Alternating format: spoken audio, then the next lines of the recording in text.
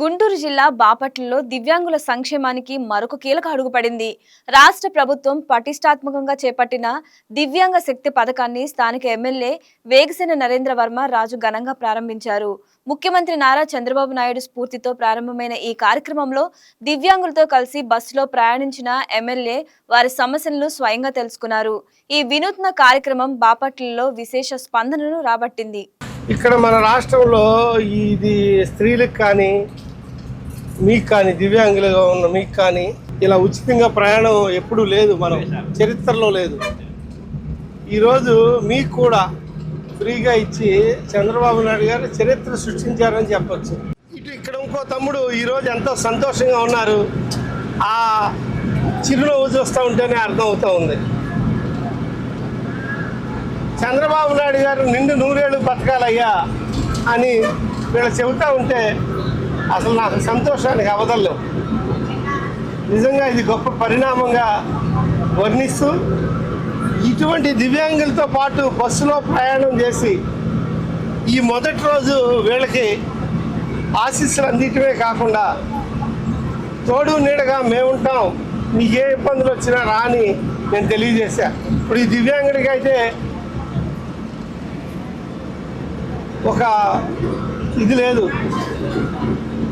నడుపుకోవడానికి వాహనం లేదు. అది తొందరలోనే నీకు అరేంజ్ చేసి పెడతాను రమ్మని చెప్పా.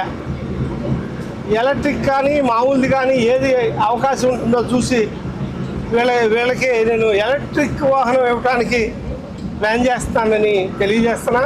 ఎలక్ట్రిక్ వాహనం ఇస్తా, నువ్వు తొక్కే పని లేకుండా నువ్వు ఇంటికాడ ఛార్జింగ్ పెట్టుకుని ఎలక్ట్రిక్ వాహనం నడుపుకోవచ్చు.